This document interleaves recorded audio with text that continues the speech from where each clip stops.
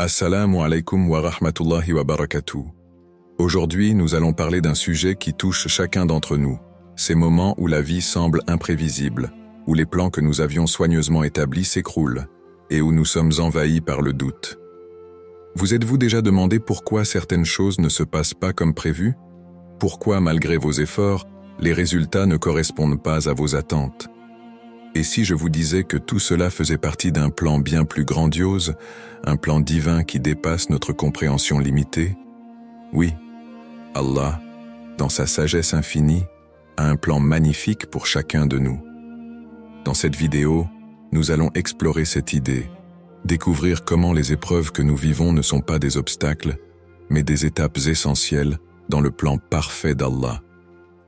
Restez avec moi pour comprendre pourquoi vous n'avez aucune raison de vous inquiéter.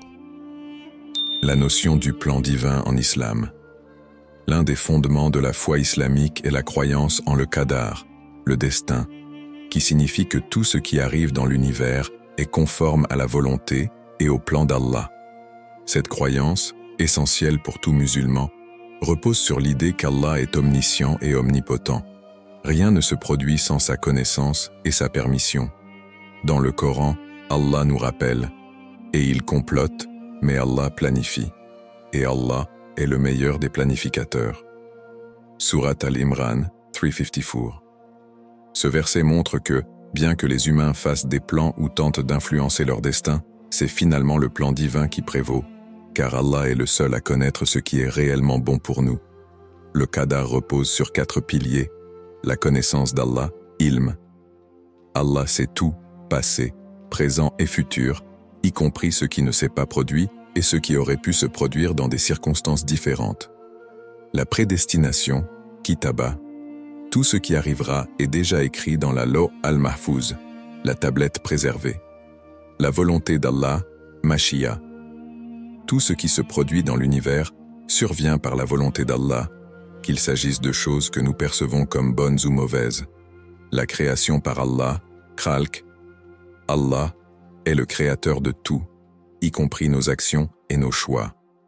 Le prophète Mohammed, sallallahu a également souligné l'importance de croire au destin. Dans un hadith rapporté par Muslim, il a dit « Croire au destin, qu'il soit bon ou mauvais, fait partie de la foi. Cependant, croire au qadar ne signifie pas que nous devons rester passifs face à la vie.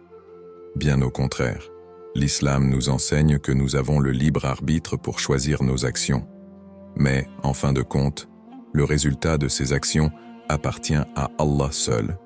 Comme l'explique le Coran, dit « Rien ne nous atteindra si ce n'est ce qu'Allah a décrété pour nous. Il est notre protecteur. Et c'est en Allah que les croyants doivent mettre leur confiance. » Surat At-Tawbah 951. La sagesse derrière le qadar est qu'il nous libère de l'anxiété et de l'inquiétude inutile. Lorsque nous comprenons que tout ce qui arrive, succès ou épreuve, fait partie du plan parfait d'Allah, nous développons une paix intérieure. Même lorsque quelque chose semble négatif à nos yeux, cela peut contenir un bien que nous ne comprenons pas encore. Allah dit dans le Coran, « Il se peut que vous détestiez une chose alors qu'elle est un bien pour vous. Et il se peut que vous aimiez une chose alors qu'elle est un mal pour vous. Et Allah sait, tandis que vous ne savez pas. » Surat Al-Baqarah 2:216. Ainsi, le qadar nous invite à une soumission sereine au plan divin, tout en nous encourageant à agir, à prier et à espérer. Les croyants qui acceptent cette vérité trouvent un réconfort immense, sachant qu'ils ne sont jamais seuls et que tout ce qui leur arrive est orchestré par le meilleur des planificateurs. L'importance de la confiance en Allah, tawakkul, 4000 caractères. La confiance en Allah, ou tawakkul, est une qualité essentielle pour tout croyant. C'est la capacité de se reposer entièrement sur Allah, tout en agissant selon les moyens qu'il nous a donnés. Le tawakkul n'est pas une simple passivité, mais une combinaison d'efforts sincères et de foi absolue dans le plan divin. Faire confiance en Allah pour surmonter l'inquiétude. Beaucoup d'inquiétudes naissent du fait que nous tentons de contrôler l'incontrôlable. Le tawakkul nous enseigne à lâcher prise, à faire de notre mieux, puis à laisser le résultat entre les mains d'Allah. Allah dit dans le Coran, « Et quiconque place sa confiance en Allah, il lui suffit. Allah atteint toujours son but. Sourate At-Talaq 65.3. Ce verset nous rappelle que notre inquiétude est inutile si nous avons foi en Allah. Tout ce qui arrive est déjà planifié par lui, et sa sagesse est infinie. Exemple des prophètes et leur tawakkul 1. Moussa, Moïse, face à la mer. L'histoire du prophète Moussa, A.S., et des enfants d'Israël est un puissant exemple de tawakkul. Lorsque Moussa et son peuple étaient poursuivis par Pharaon et son armée, ils se sont retrouvés bloqués devant la mer Rouge. Pris de panique, les gens ont dit « Nous allons être rattrapés » Sourate Ash-Shu'ara 26-61. Mais Moussa, avec une foi inébranlable en Allah, leur a répondu « Jamais. Mon Seigneur est avec moi, il me guidera. » Sourate Ash-Shu'ara 26-62. Allah a alors ordonné à Moussa de frapper la mer avec son bâton, et elle s'est ouverte, permettant à son peuple de traverser en sécurité. Ce récit montre que même dans les situations les plus désespérées, la confiance en Allah peut ouvrir des voies que nous ne pouvions imaginer. Deuxième, Ibrahim, Abraham, face au feu. Le prophète Ibrahim a également montré un tawakkul extraordinaire lorsqu'il a été jeté dans un feu par son peuple pour avoir prêché le monothéisme. Au lieu de céder à la peur, Ibrahim a placé sa confiance totale en Allah et a dit « Allah me suffit et il est le meilleur garant ». Par la grâce d'Allah, le feu est devenu frais et paisible pour Ibrahim et il en est sorti indemne. Cet exemple enseigne que lorsque nous faisons confiance à Allah, même les situations apparemment les plus destructrices peuvent être transformées en bénédictions. Le tawakkul dans la vie quotidienne. Le tawakkul n'est pas réservé aux grands événements. Il se manifeste également dans notre vie de tous les jours. Dans les difficultés financières, une personne qui fait face à des problèmes financiers doit travailler dur pour améliorer sa situation, tout en gardant confiance qu'Allah pourvoira à ses besoins. Comme Allah le dit, « Et dans le ciel est votre subsistance ainsi que ce qui vous a été promis. » Sourate Ad-Dariyat 51-22. Dans la maladie, lorsqu'un musulman est malade, il consulte un médecin et prend des médicaments tout en invoquant Allah pour la guérison. Le prophète Muhammad aussi a dit « Faites usage des remèdes, car Allah n'a envoyé aucune maladie sans y associer un remède. » Dans les décisions importantes, lorsqu'une personne est confrontée à un choix difficile, elle effectue la prière d'istikhara, prière de consultation divine, pour demander à Allah de guider ses pas tout en agissant avec sagesse. Comment développer le tawakkul? Renforcez votre foi. Apprenez davantage sur les noms et attributs d'Allah. Connaître sa miséricorde, sa sagesse et son pouvoir renforce la confiance en lui. Pratiquez l'invocation. Faites souvent des douas pour demander à Allah de vous guider et de vous accorder la sérénité. Rappelez-vous des promesses d'Allah. Relisez des versets comme « Allah n'impose à une âme que ce qu'elle peut supporter » Sourate Al-Baqarah 286. Acceptez les résultats. Une fois vos efforts faits, acceptez le résultat comme étant la volonté d'Allah, même si ce n'est pas ce que vous espériez. Une clé pour la tranquillité. En vivant avec le tawakkul, un croyant découvre une tranquillité intérieure qui le protège contre le stress et l'anxiété. Il sait qu'Allah est toujours là pour lui, qu'il n'est jamais seul face à ses défis. Alors, rappelez-vous, faites de votre mieux, priez Allah, puis laissez-lui le soin de gérer le reste. Car comme le prophète Muhammad l'a enseigné, si vous avez confiance en Allah comme il se doit, il vous accordera votre subsistance comme il la donne aux oiseaux. Ils partent le matin l'estomac vide et rentrent le soir rassasiés. Les épreuves comme partie du plan divin. Dans la vie d'un croyant, les épreuves ne sont jamais inutiles. Elles sont une composante essentielle du plan divin, servant à purifier nos cœurs, renforcer notre foi et nous rapprocher d'Allah. Bien que ces moments soient difficiles, ils contiennent une sagesse profonde que nous découvrons souvent après coup. Les épreuves, des opportunités de purification et d'élévation.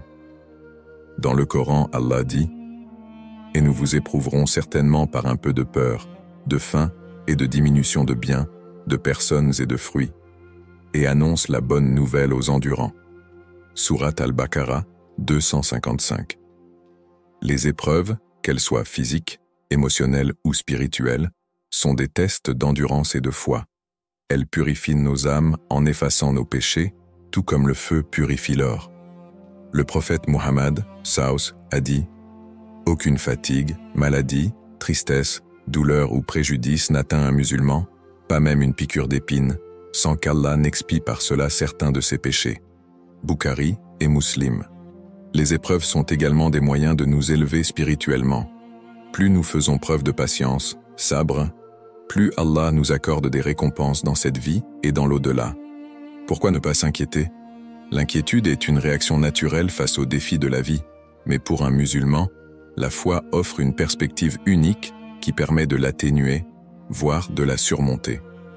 L'islam nous enseigne que tout ce qui nous arrive est une part du plan divin d'Allah, qui agit toujours avec sagesse et miséricorde. Cette croyance libère le cœur de l'inquiétude et remplit l'âme de paix. Raison théologique de ne pas s'inquiéter. La souveraineté d'Allah. Allah est le créateur et le maître absolu de l'univers. Rien ne se produit sans sa permission. Il dit dans le Coran, « Dis, rien ne nous atteindra, si ce n'est ce qu'Allah a décrété pour nous. Il est notre protecteur, et c'est en Allah que les croyants doivent mettre leur confiance. » Sourate At-Tawbah 9:51. Ce verset nous rappelle que nous sommes entre les mains du meilleur des protecteurs.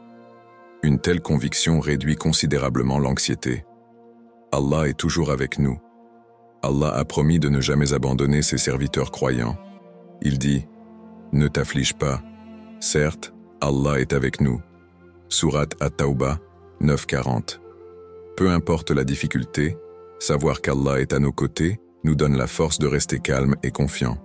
Les concepts de sabre, patience, et shukr, gratitude. 1. La patience, sabre. La patience est une vertu essentielle pour gérer les épreuves de la vie. Allah dit « Ô vous qui croyez, soyez endurants, persévérez. » Sourate Al-Imran 3:200. Le sabre nous permet de traverser les moments difficiles en restant ferme dans notre foi, sachant que chaque épreuve est une opportunité d'obtenir des récompenses auprès d'Allah. Le prophète Muhammad Sa'az a dit qu'aucun malheur n'atteint le croyant sans qu'Allah ne le récompense pour cela, même une épine qui le pique. Muslim. 2. La gratitude, shukr. La gratitude est une arme puissante contre l'inquiétude. Lorsque nous nous concentrons sur les bénédictions qu'Allah nous a accordées, nos inquiétudes diminuent. Allah dit « Si vous êtes reconnaissant, je vous accorderai encore plus. » Sourate Ibrahim 14:7. Le shukr transforme notre perspective. Au lieu de se focaliser sur ce qui manque, nous apprécions ce que nous avons. Conseil pratique pour gérer l'anxiété. Faire confiance à Allah, tawakkul. Après avoir fait de votre mieux, remettez votre affaire à Allah. Cette confiance élimine le stress lié au résultat, car vous savez qu'Allah choisira le meilleur pour vous. Se tourner vers la prière et les invocations. La prière, salah, est une source de tranquillité. Allah dit « Et cherchez secours dans la patience et la prière. » Sourate Al-Baqarah 2:45. De plus, les invocations spécifiques pour le soulagement de l'anxiété, comme celles enseignées par le prophète, Sauz, apportent un apaisement. Ô Allah, je cherche refuge auprès de toi contre l'inquiétude et la tristesse, la faiblesse et la paresse, l'avarice et la lâcheté, le poids des dettes et la domination des hommes. Bukhari. Lire et méditer sur le Coran. Le Coran est une guérison pour le cœur. Les versets rappellent la miséricorde et la sagesse d'Allah, apaisant ainsi nos craintes.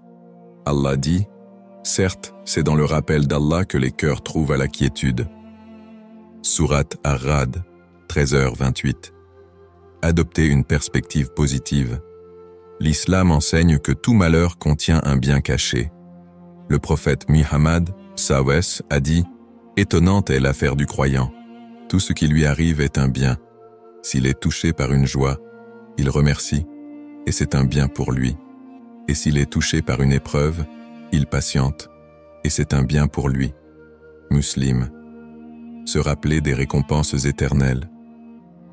Les épreuves de cette vie sont temporaires, mais les récompenses auprès d'Allah sont éternelles.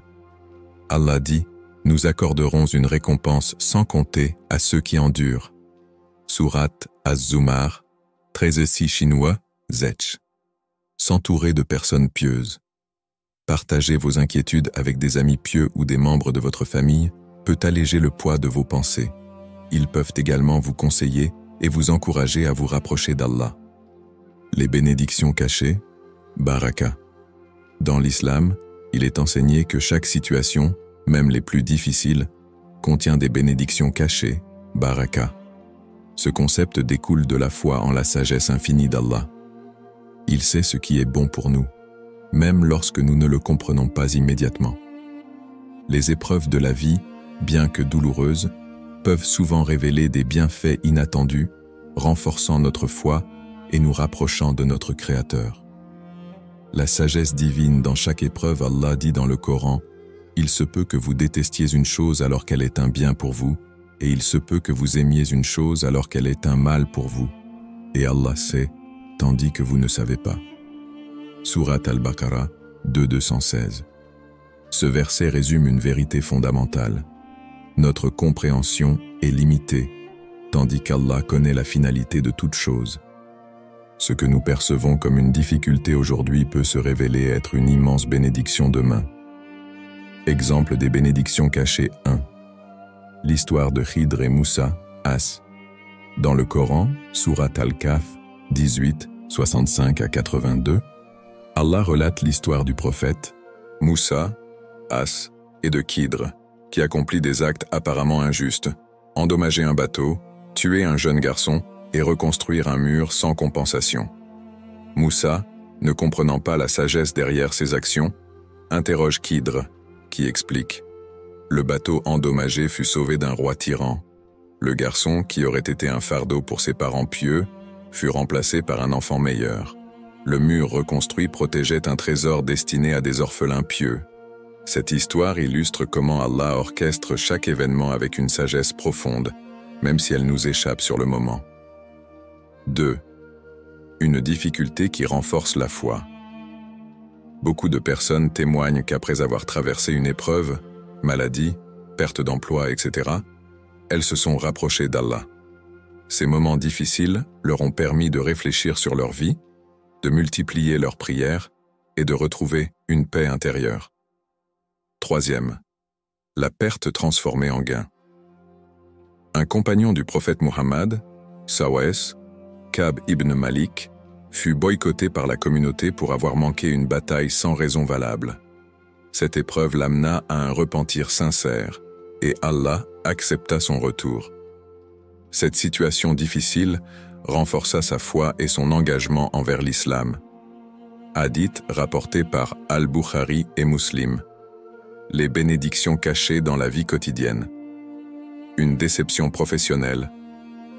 Perdre un emploi peut sembler être un coup dur, mais cela peut conduire à une meilleure opportunité ou à une vie plus équilibrée. Une maladie.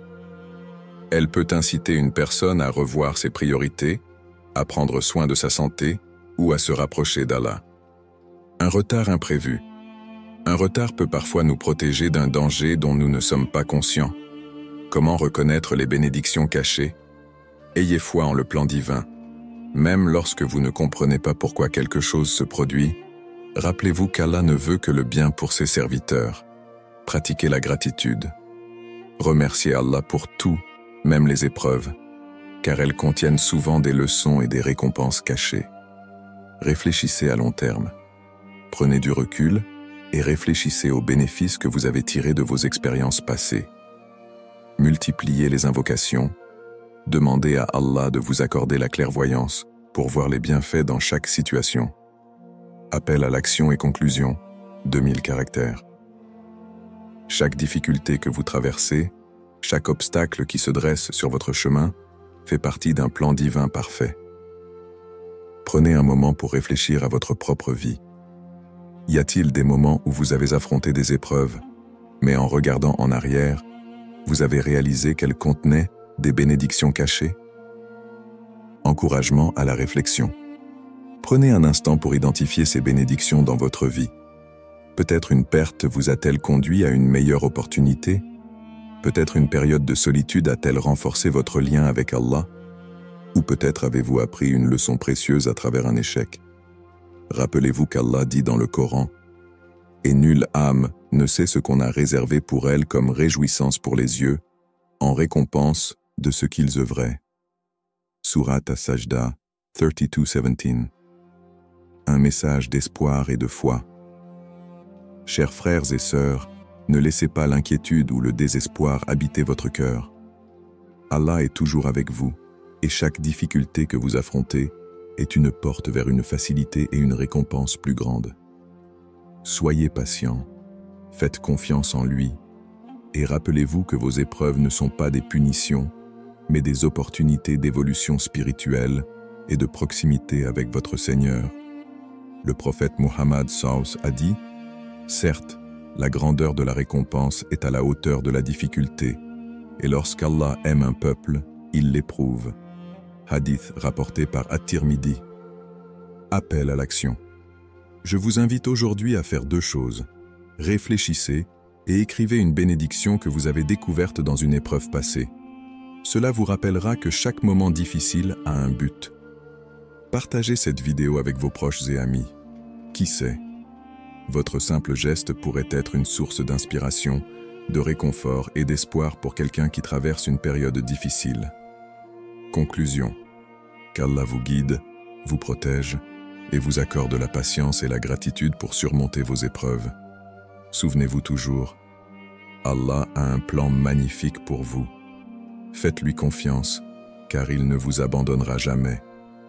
Merci d'avoir regardé cette vidéo, et que la paix et les bénédictions d'Allah soient sur vous tous.